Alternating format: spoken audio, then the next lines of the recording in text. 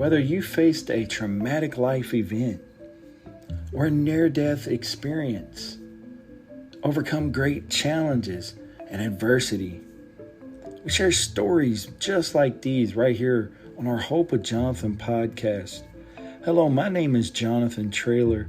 Back in July of 2019, I crashed right into dialysis. It was one of the most scariest times of my life.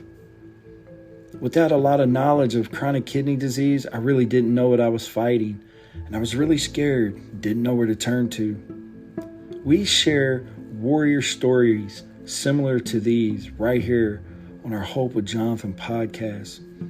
So come follow us and listen as we journey into the deep right here on the Hope with Jonathan podcast.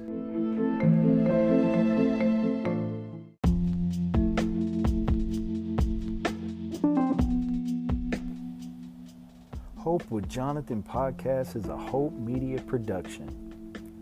Never let hope become a memory. Hope with Jonathan podcast is a Hope Media production.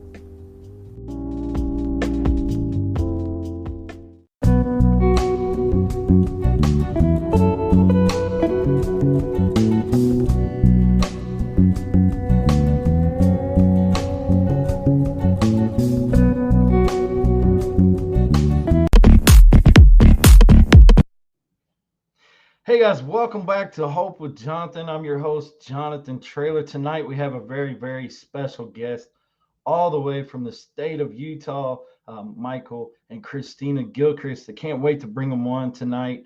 And this is going to be an incredible show with lots of great information shared. And I hope you guys are ready to get involved with us tonight and leave comments and share this with your friends. This is going to be an incredible podcast. So without further ado, I'm going to go ahead and bring on Michael and Christina Gilchrist. Hi. Hey guys, welcome to the show. Hi, how are you? I'm doing well. How are you doing? Good. Doing great. That's awesome. Michael and Christina, I'd like you to go ahead and take a moment to go ahead and introduce yourself and tell us a little bit about yourself.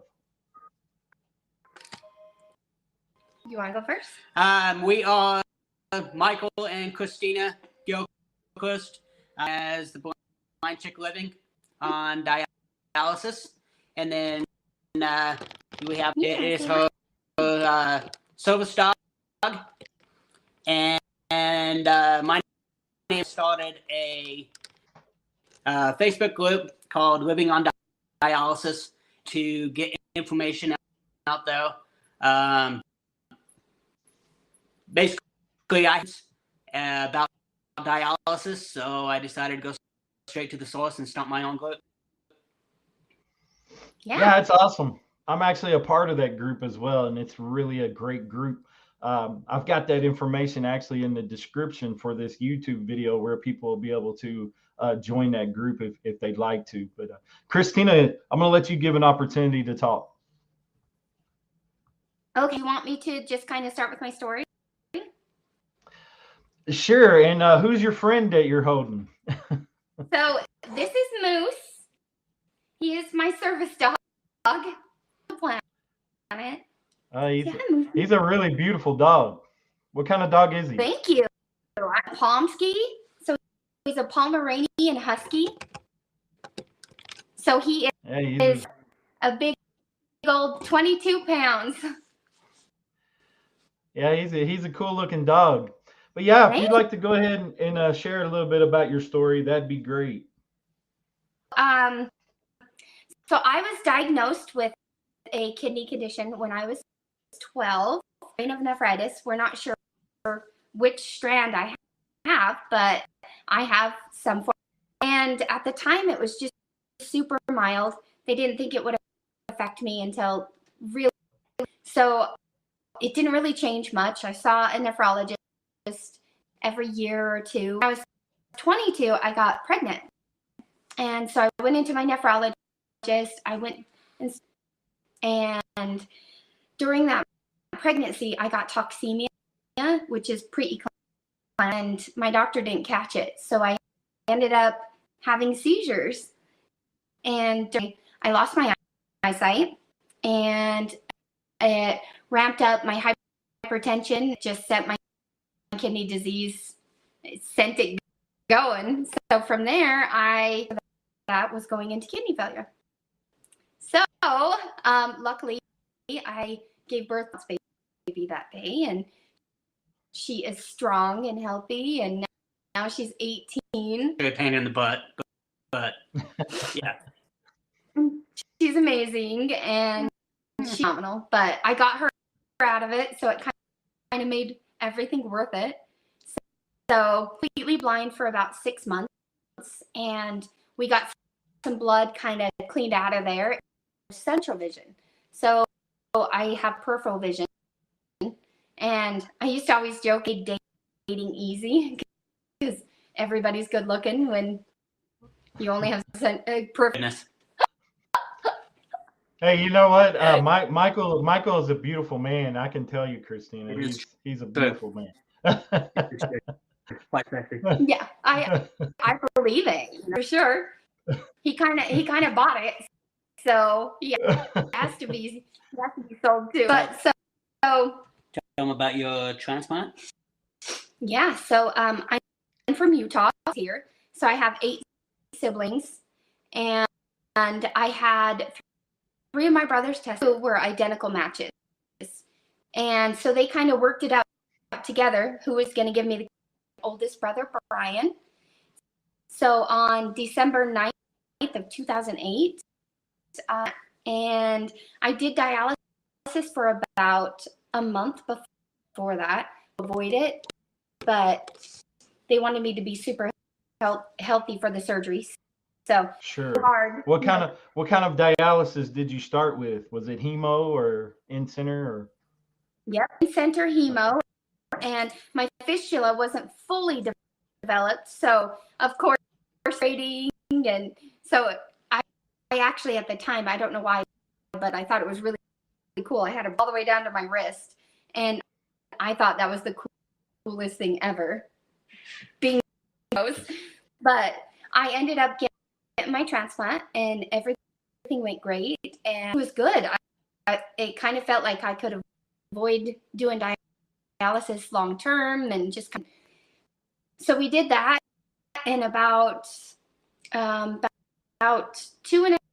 to it, we figured out I was rejecting, and so about 1.5 years, huh? Yeah, about a year. Yeah, it took about 2.5. We tried and went on high steroids and got the puffy face and everything, and that was hard because nobody wants to reject their brother's kidney, and sure. So yeah, there's a lot of mental game there, I think, for him and I, because I can imagine. Yeah, and nobody preps you for that being a possibility.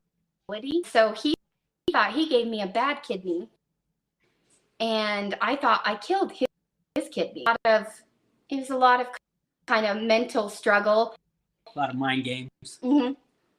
Sure, I can only imagine, being that it was from your brother and everything. So that had to be really emotional. Did they ever state what the cause of the initial rejection was from? So they did end up testing the kidney. So I rejected so bad, we actually had to remove it, and had it removed, and they tested it, and my disease had come back. So apparently all over the kidney, and it had destroyed the kidney. Wow. Yeah, so that was a bummer, and that was hard. But at that time, I ended up going hemo in center, and I had heard about PD at that time, and it was the same doctor I had had since I was 12, so I really trusted him. And he said, "No, you're legally blind. You wouldn't be able to keep it sanitary, so no."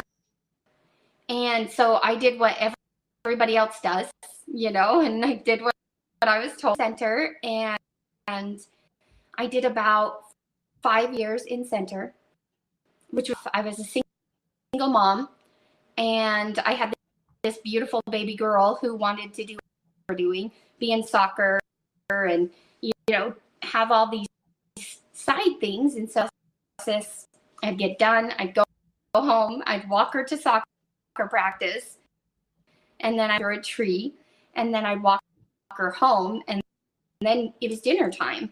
So then I'm making homework, and those 5 years for me, it just feels like a giant fun. I thought I was present and I was being involved in everything because that was really important to me. Later in life that I wasn't. I was a zombie and I was just going through the moves. It's just kind of a bummer.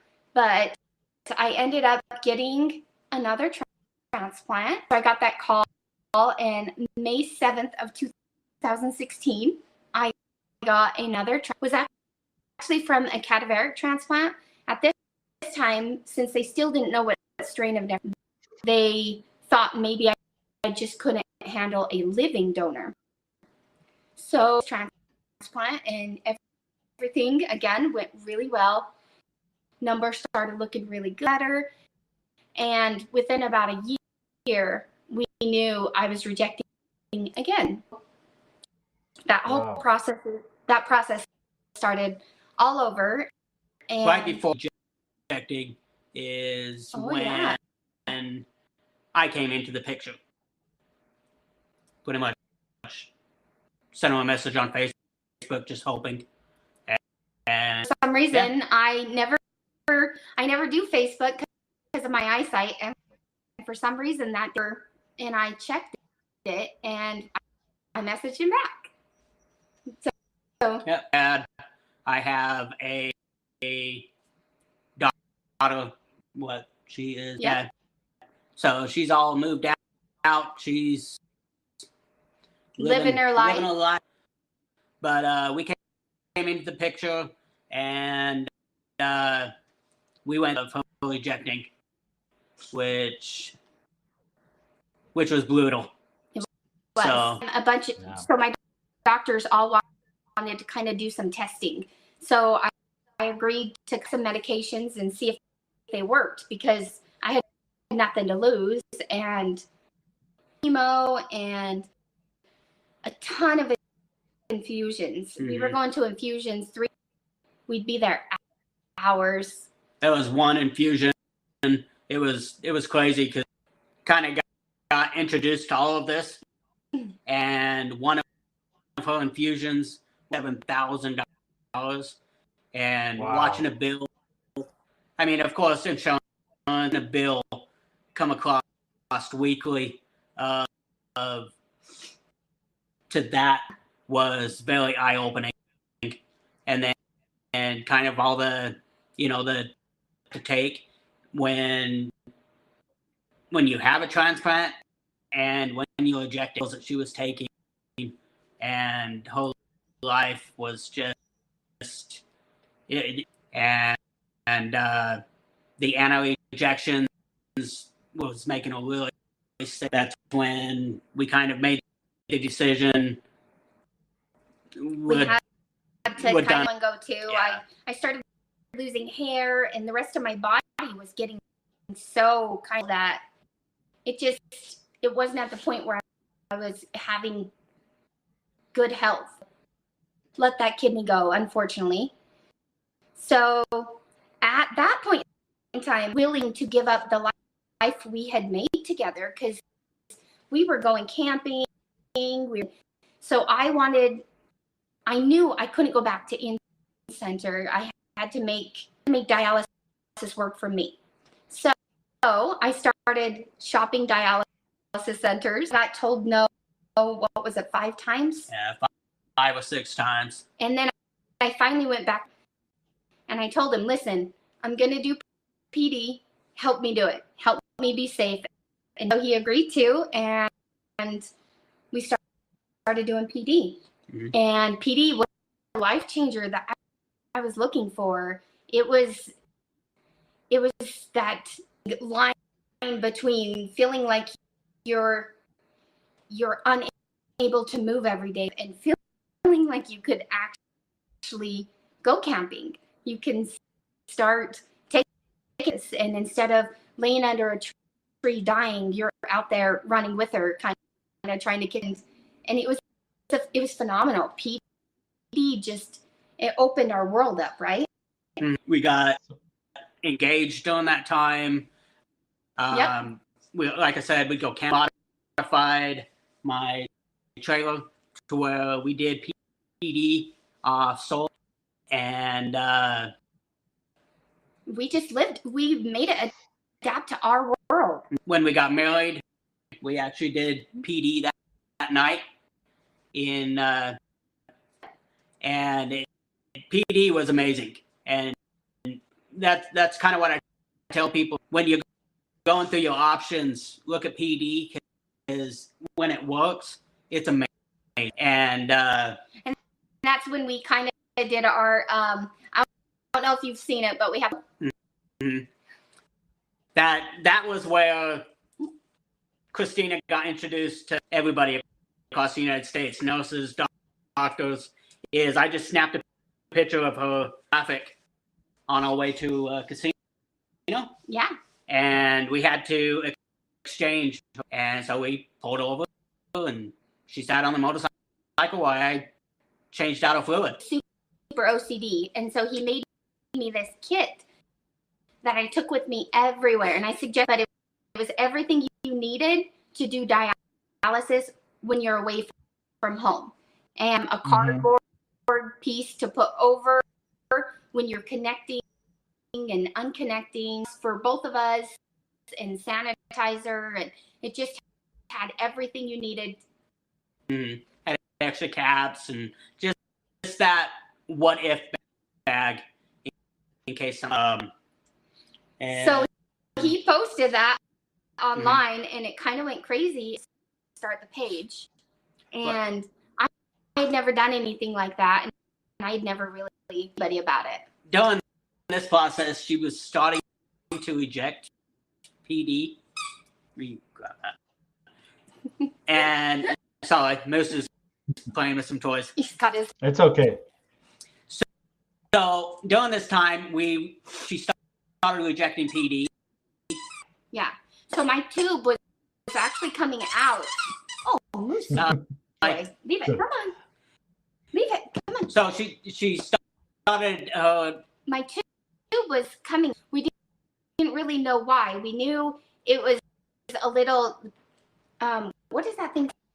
Yeah, the cuff was completely out, and so they were worried about infection. So we went in, and they put a new one in, and I had that one actually routed to my chest because I kind of have those moved around, and I wanted to take a bath and get in a hot tub. Moved up here, and so at that time I was doing in-center, which how that difference feels from being at home and doing it kind of on your own schedule.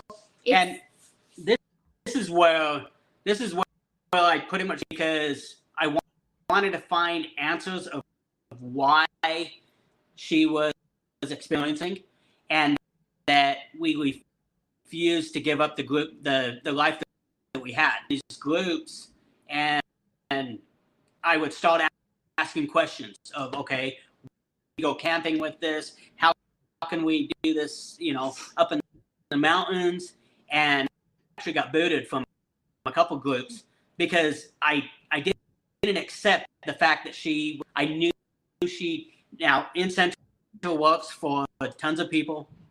Yeah. I know, and it actually is great for them, but for us it was not. Yeah.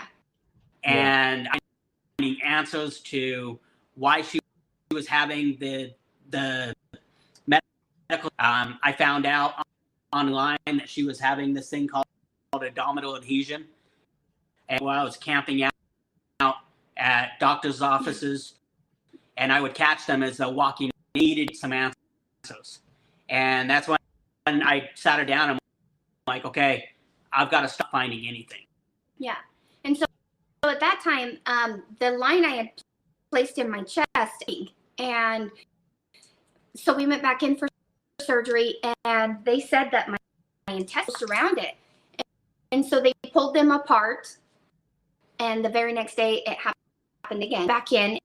And then we found out about the abdominal adhesion, which is basically scar tissue in your abdomen. It makes it kind of sticky in there, and it sticks to them stick together. And so at that time, we did find out that PD, because it would just keep clamping around that tube no matter what we did. So I did not want to stay in center. So we kind of started to have a CVC placed at that time. So her fistula actually, what, a year before that, 2 years before that, we tied it off. Decided to tie it off. And this fistula, and if there was one thing we could have went back, it would, because he expects you to reject the transplant as quick as she did, and put a lot of extra work on your heart.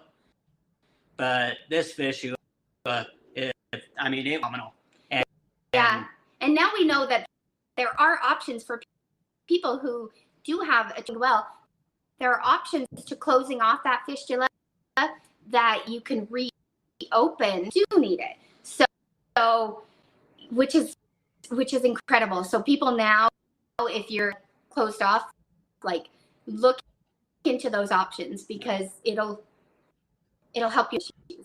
So we started training for home hemo. Well, she could do home dialysis, and the immediate answer, you have a CVC, and that's where we would go in and be like, "Who has 20 years of experience with dialysis?" And I think we told them, and they realized.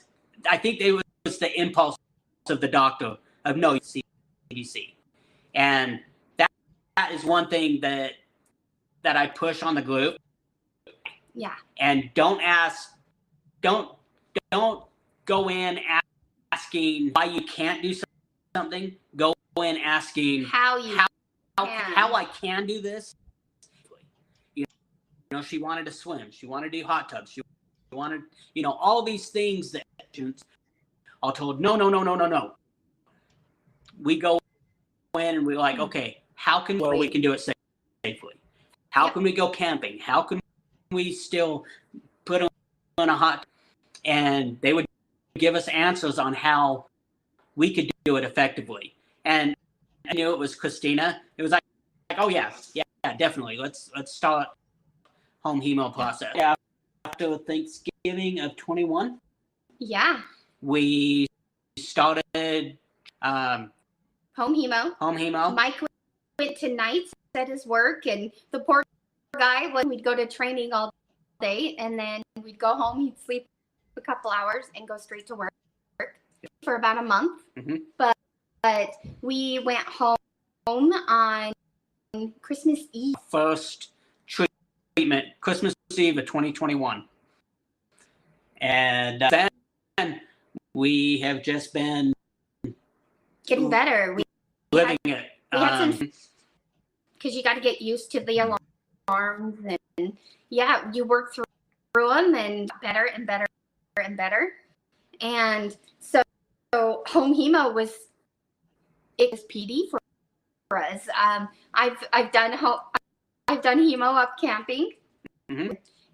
He got that part going, and I got to sit underneath the canopy on our desk, come to the hummingbird feeder while I was doing dialysis, and it doesn't get better than that. Dialysis works in my life now. I don't work in the world. See, and that's why when we were coming up with the name for our support group, it just kind of fit living on dialysis. Yeah, get back to living. Because she wants to do, and that's kind of what I tell people is they're interested in the community, that you can do anything you want on dialysis, but more planning. So like we're planning a trip right now to Washington, D.C., and we know it's in the future, a couple months away from now, that you have to start. You have to start like taking the cycle plane. You have to get a hard case. You have to arrange with that hotel to have delivered there. I mean, there's this whole process. And thank goodness I have OCD. She's just peppy and fun, and she just wants to do everything. Luckily, my OCD kicks in, and I have to make sure that the delivery is at the hotel. And I'm sure the hotel actually gets irritated because I'm calling them almost daily. I'm like, okay, you have this one, you have this one, and it just kind of works. And your social work, they help you with all that. So it is you definitely got to plan ahead. Doable. Mm-hmm. So doable. Let me ask you this, because I've sat back and listened, and you guys have an incredible story. First of all, just want to tell you that, and a lot of strength and resilience. I mean, to go from a single mom battling chronic kidney disease and kidney failure, and then end up meeting this guy next to you through Facebook, not Tinder, but Facebook. And but you guys have an amazing relationship. And you guys, Michael's a great care partner. He's very passionate about your health care, Christina, as you can tell. And it's incredible. And the group you guys have is amazing. I know you have 4,000 members in that Facebook group or something like that. 4,600 people now. So yeah, and you guys are a huge inspiration. I've been wanting to do this podcast with you guys for quite a while. So I'm really glad. We actually had it scheduled. And this lady, she loves having surgery and procedures, and in the hospital for. She's actually just freshly out of the hospital. 18 days in the hospital. Moved part of her colon, part of her intestine. It didn't really have dialysis. Yeah. But all dialysis patients, all kidney patients know, it kind of revolves around that. Since she had the transplanted kidneys in the front, doing surgery, and wanting to get second opinions. So before, I don't know if you've ever heard of it, because a lot of people have it, but we started doing nocturnal dialysis, home hemo, but while you sleep. Yeah. So I do dialysis for 7.5 hours.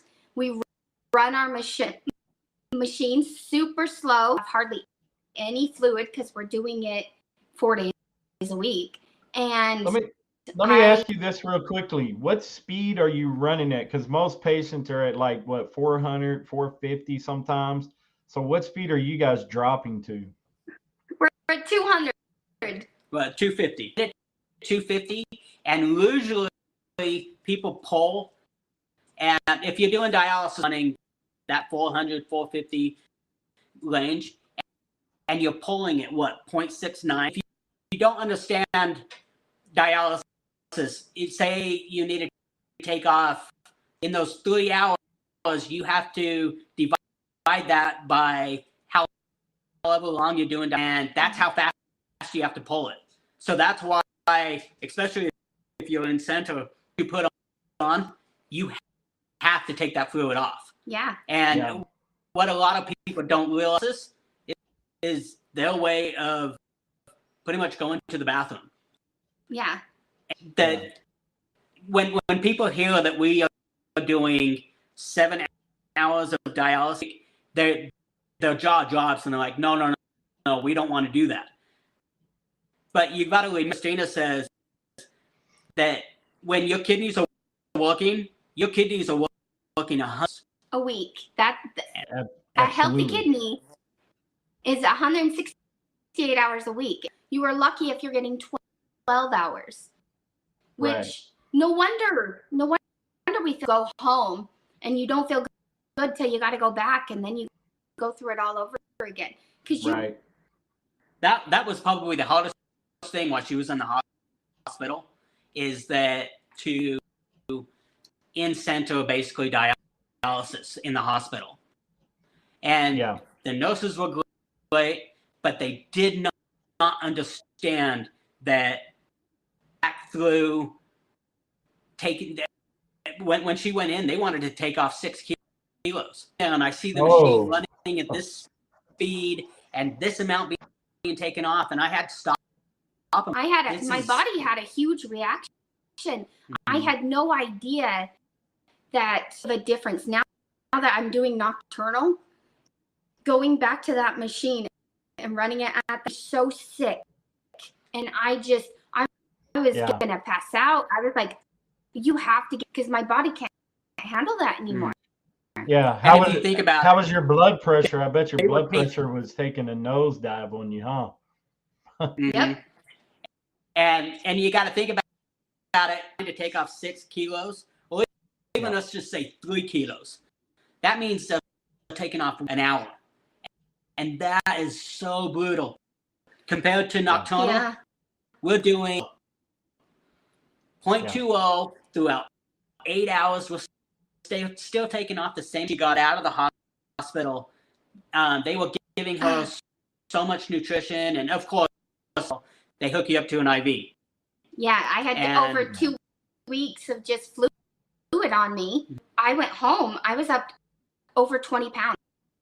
Mm-hmm. We took off 12 kilos days, and it's because we did treatment after treatment after treatment, and it was this long drawn out, and we were actually able to get her back to exactly what she was supposed to. That would have never been able to. We would have never been able to do that in that's awesome. Center. Or that's one of the great things about home hemo is I can do treatment whenever.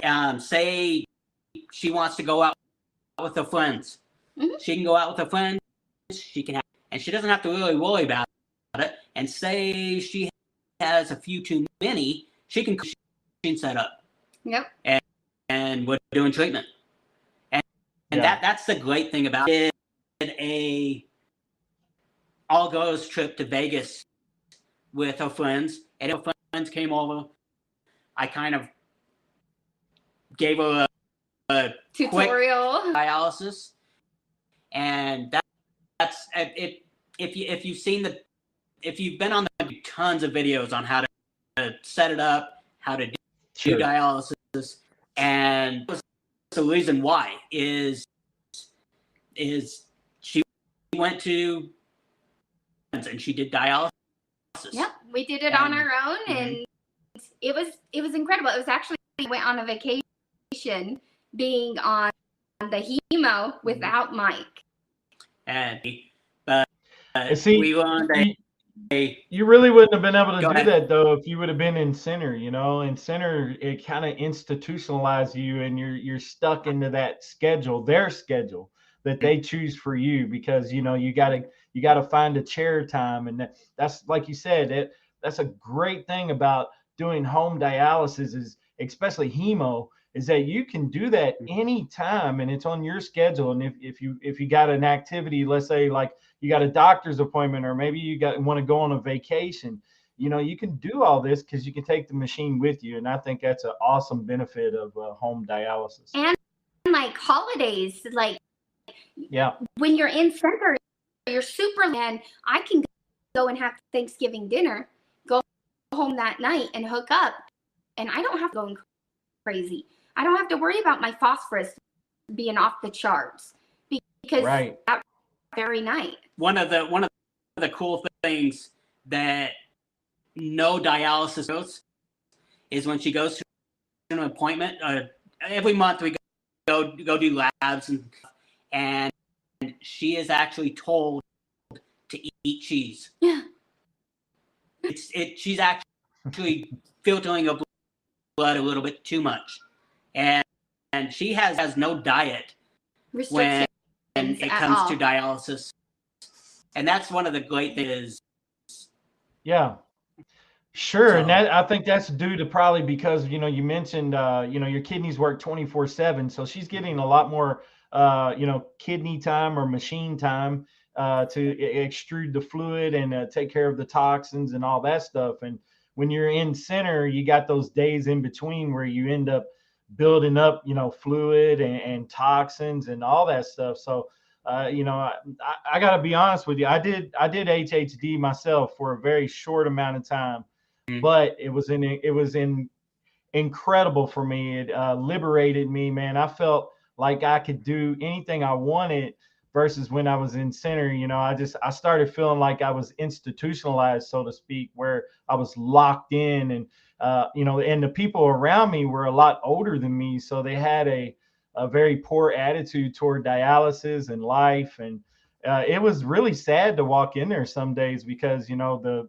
way they felt there was like their life was over. Me being a young man, I was like, you know what, I still want to live, I still want to do things. And so HHD, man, it liberated me. I felt so incredible when I went on it. That's exactly how I actually will go into centers and I will talk to patients now, and it's funny because how do you feel about home hemo? What are your questions? Why do you not want to do it? And they'll kind of, okay, they're all valid, and this is why I chose to go home.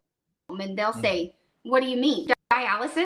And I'm like, yeah, I do the same exact thing you do. I just do it at home. I do it long, safe, slower, and it makes it so I can feel better. You do not look like you're on dialysis. And I'm like, I know, because I'm just getting a little more than more too. And yeah, it's crazy. Yeah, you look incredible, Christina. You look great. Hot. No, I mean it. But, like if I would have met you on the street, I would never know that you were a kidney patient as well. Yeah, so. And then they're like, whoa, wait a minute, what are you doing that's different from me? Because difference when, and I know no dialysis patient wants to hear it, but the more the better you feel. Watching the eyes light up, they see her CVC, or they see the fact that this goer is doing dialysis. The fact that she does dialysis, we unhook, and she goes to the gym right after is, and when I go in and I'll talk to some of the care partners, dialysis is never expected, and they're retired. It's supposed to be the best years of their life. They're supposed to be traveling. The guy, and he's like, we're supposed to be visiting fun. Yeah. And I start telling him, I start showing him pictures. I'm like, then do it. If you go camping, go to casino, go on motorcycle trips, you watching their eyes just get so big of, we can actually do this. Amazing. Like we have on the group a younger person right now that was cannulating and so petrified of dialysis that we tell them, just watch the videos. You can do this.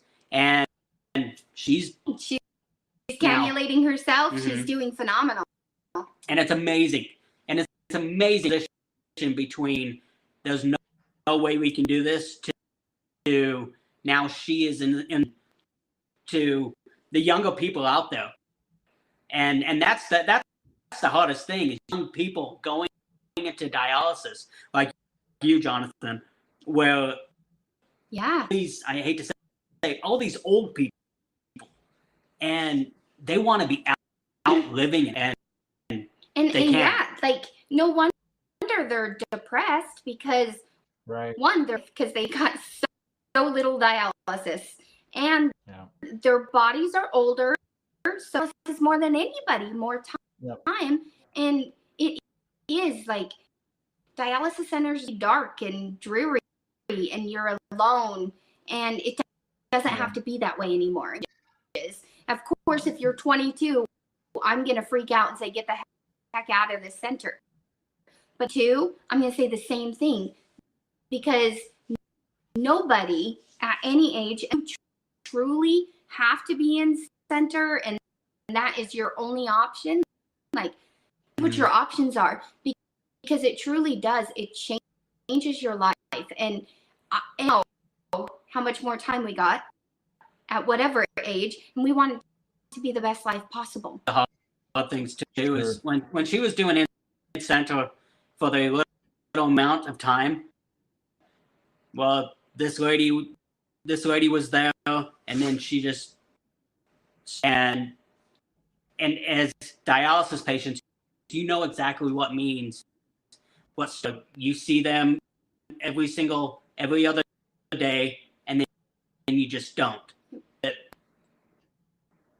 The weekend death. Yeah. You know, we hate talking about it, but when you go 3 days of no dialysis, and you know, like I said, when they call it the weekend death, it really sucks. You go in Friday and you go in Monday and you have a brand new set of it. It really sucks because there are so many options that they just don't know about. And I think that's the biggest thing is, I think, like you were saying, you feel so giving these people the control back. When you go into kidney failure, your control is and learning your numbers and learning how to run this machine. You sit down with your doctors for a patient that is just told what to do. You become an active care. You know where your healthcare is going in the future, and you can say, "I'll run that machine that quick. That's going to be too abrasive on my body. Let's slow that down like that tomorrow." That's the other thing too, is that people a medical degree to do this. She's a blind chick and she's doing it mechanic. I work on aircrafts, and yes, I have taken on the it's become my calling. But I'm just an aircraft mechanic, right? And she's a blind chick. Yeah. And we are doing this. And it floors people when they see all, and just the fact that now I can go toe to toe with anybody on dialysis. I feel that, you know, I can debate the best of them when it comes to this stuff. Absolutely no idea what even dialysis really was. When they don't know what dialysis is, it's always that thing. Oh, I think my grandma, or the thing where, well, don't you just go into us? They have no idea how brutal dialysis. Right. Yeah, I had family members ask me how do you catch dialysis, and I said, yeah, it's not like that. It's a procedure. It's a treatment. One of the best things, we have a little tradition where you come over and you decorate Christmas and face. But we would bring family over and they would do cookies. We would go in the bedroom and show them all dialysis. And my nieces and nephews are taking my blood pressure, feeling like her, and taking my temperature, and it's pretty amazing because they get something too from all of this, and see like there's more to this. That's awesome. And when their eyes get so big when they see that blood coming out of her body, gosh, this isn't just you're going into sleep. You're being hooked up to a light on every other night. Yeah. Right. So it's a brutal eye-opening. I'm glad that we are able to show people that. Now you guys are currently using a next stage machine. Your machine looks a lot more updated than what mine looked like. Mine still had the old, really small LCD. It wasn't even a color screen. I don't know if your screen has like a blue screen on the front. Is it really is it a more updated model? A lot of people, I know exactly what machine you're talking about, and it looks caveman. Yeah. And when I see that people don't have the iPad, and I love the fact that it has all of these options. I have Bluetooth, I have the scale, I have the blood pressure cuff, and it's you. But yeah, it's extremely updated, and it's actually just right there. Yeah, that's incredibly Jim, more updated than the one that I had. Yeah. We keep it in the kitchen because that's where we do dialysis. But you know, it's on wheels, so I do. If I have family over, I can sit out here and watch TV with my family and do. And dismiss the myth for me really quickly, because some people are afraid because they have pets, and you guys have a dog. I myself personally have 2 cats. So talk about that. And you just have to keep it clean. Yeah. And Moose knows the second mask on, he's kind of trained himself that the second we put it on, he gets up and and waits in the hallway until we're done. Those little things that you do where you close your connecting, you turn off the furnace. Like I said, I'm extremely techy. We have Amazon stuff and everything. Well, I can just tell the computer to turn on the furnace and turn off the fan, and it actually works out really good, because if she gets cold, the computer to turn up the heater and stuff like that. But when people say that you can't have animals, you can't have any of that stuff, that's just no. As many as you want, you just have to be clean when you're connecting. And just honestly, it's your brain smart, you know. It's not good to have an animal in any procedure.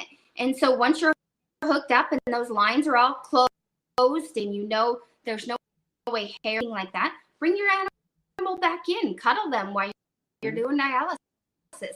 But then again, while you're unhooking, and just kind of course, be smart about it. People get so when I'll show pictures of her doing dialysis, and Moose is sitting right there with them, and that they have their dog just sitting on their lap while they're doing dialysis, which is totally, except for when you're disconnecting and connecting. You want to make sure there's no airflow, clean sanitary condition, but you can be anywhere you're doing it. Yeah. In fact, I think it's even safer than being in center. What obstacles have you guys faced? I know we talked about a lot of pros, but with everything, there are some obstacles and negatives. So what type of obstacles have you guys faced? So I think for us, the biggest one is the day you start this room and you see this machine and you see these boards and all these things, and you think, I'm never going to be able to do this. It is so intimidating. One. And if you just allow yourself to say, hey, I don't need to grasp all of it today. I can come back a few times and just watch to slowly start picking it up, because I think it is intimidating. And it's extremely intimidating. Yeah. And I make as the care partner, especially with Christina, is my job is just to make her laugh. With all of this dialysis stuff and all that stuff, I make that anytime I've come close to killing her doing dialysis, I've learned an lesson, and I will never do that again. I have cheat sheets. I have hanging around everywhere that gives me little pointers on, and we don't even need, it's like second nature for us now. But when you do go home, you're going to have alarms. Mm-hmm. You're looking at that machine thinking, whoa, what am I supposed to do? There's no way I can do this. It's just something that clicks in your head. That like, okay, I got this.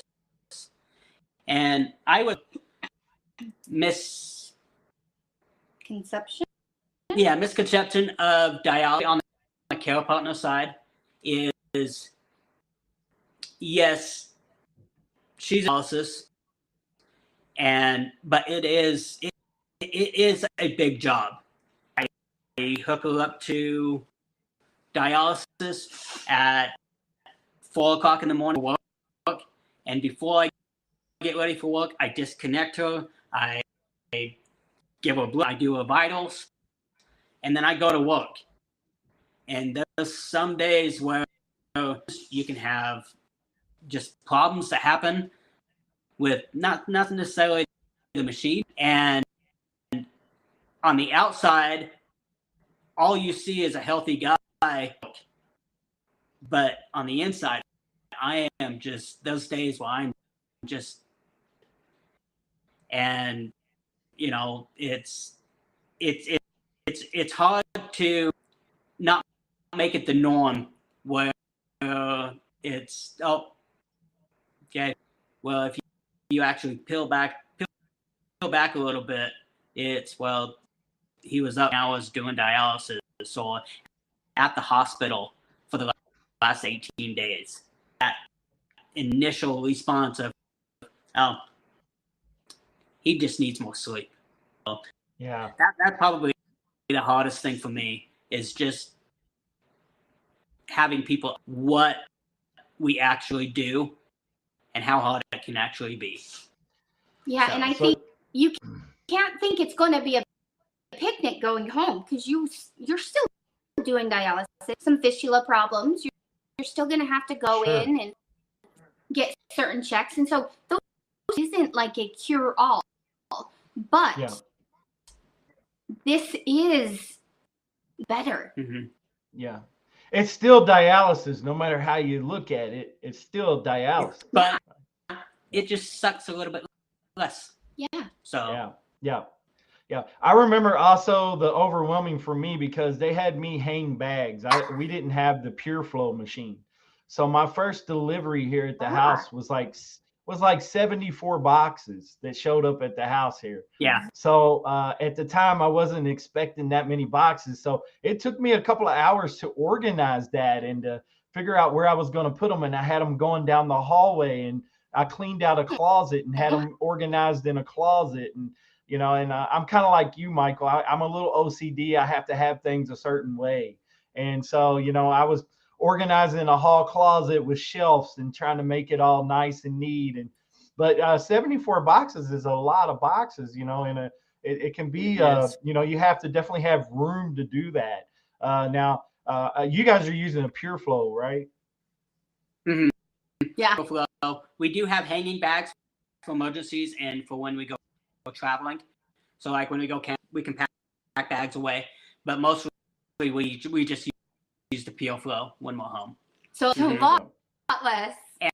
And that was one of the big surprising things too, between hemo, the amount of boxes. With PD, you need triple the amount. Yeah. Because they have to imagine that you're going to use whatever solution, bags and boxes we had for PD compared to home hemo. When we got our delivery, it was like, oh my gosh, this is great. But I think also too that they have more. You can get 1 week delivered at a time, to where you can make just that closet work. Lots of options. And that's when people assume organizer, or they can't find a place to store it. That we know a lady that traveled in RV, and watching where they put their supplies is absolutely amazing. They travel in an RV, and they just, when you see all the bags and the machine, it's absolutely amazing that they can keep it in this one room, and then wherever they're going, they have different supplies delivered. Yeah. And if you can make it happen. Yeah. It's awesome when it all works out for you, and you know, with the options and everything. I was on a every 2-week delivery, so I think that's why I was getting so many supplies, and I had to hang 5 bags per treatment. So that's why, you know, my prescription called for 5 bags per treatment. So. Yep. Yeah. A lot. So before we close out the show, because this has been awesome, a lot of great information shared, and you guys have an impactful, inspiring story.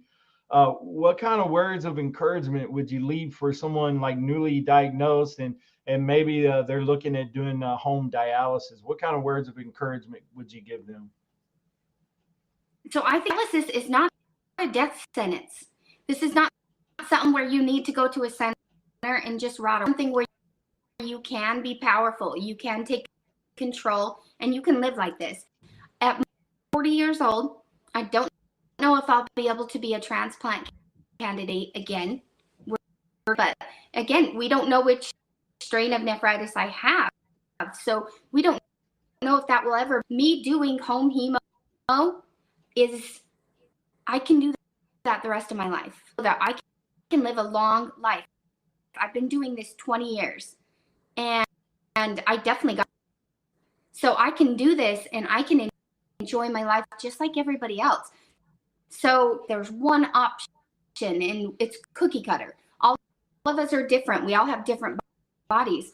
Scenarios are going to work for each of us. So look into those options, ask questions, have those options, go somewhere else. And that's one of the biggest things is if I can work with you, there's another one about a block away. Yep. There are tons of centers. One of the biggest things with the care partner side of it is, and best, where the patient said that they don't want to put through dialysis. And I can tell you, you already are. We see when Christine was doing insane, see her having to pull over on the way home to puke. I would see her going straight to bed. She would go straight to bed and pretty much wake up the next, roll out of bed to go do dialysis again. So when you say you, I guarantee you're already putting your family through dialysis. You might as well get the peppy fun version where I would have that Christina would go to the gym with me Saturday morning right after disconnecting from dialysis. And if anything, she's pushing me to go to the gym. I not to go when you got this dialysis chick going, hey, let's go. And I'm like, I have no excuse. All of my friends are so funny because we'll go and lift. They're just like, stop it. You're such a show off. And just because I do, I feel so good. And maybe like, I don't know if it's just, but like, I feel as good as everybody else around me. For a dialysis patient, I don't feel like that sick girl who's with my friends and I'm 2 pounds and they're all killing it. I feel like I can keep up and we can do it together. That you can do anything you want on dialysis. You just like planning, and she's living probably the best life that she probably will. We're having a blast. So yeah, awesome. Awesome.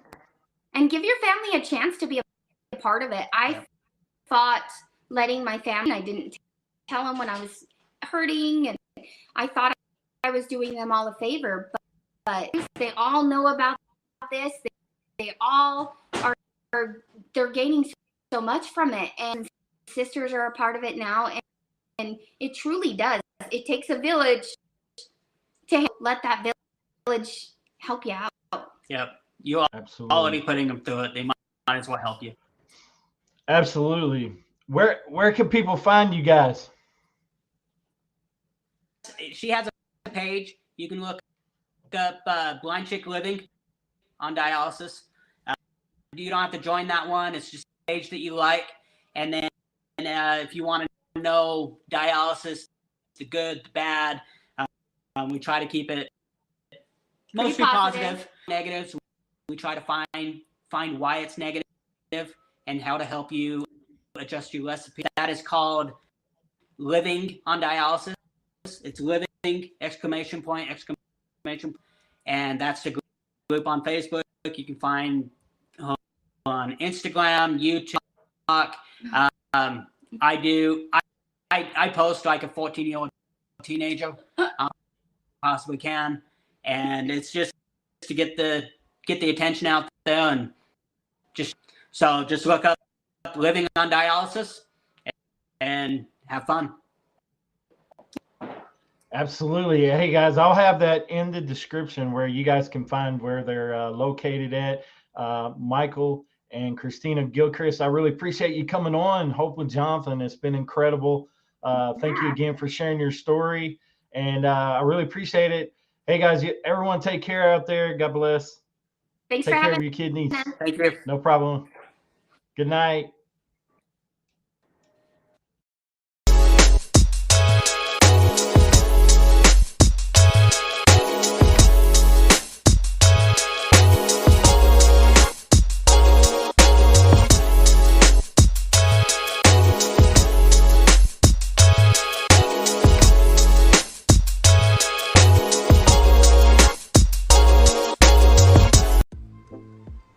Hey guys, have you been over to hopewithjonathan.com?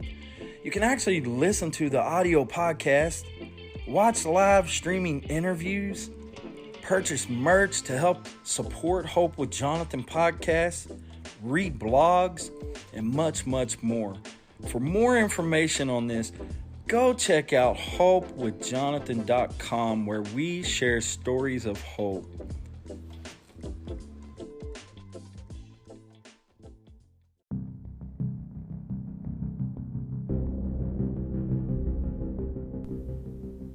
Hey guys, have you checked out Kidney Conversations, a new series brought to you by host Hope with Jonathan and KWM's Kidney Warrior merch, Kyle Hawkins from Toronto, Canada. Yes, it's a brand new series brought to you by us for you as the kidney patient.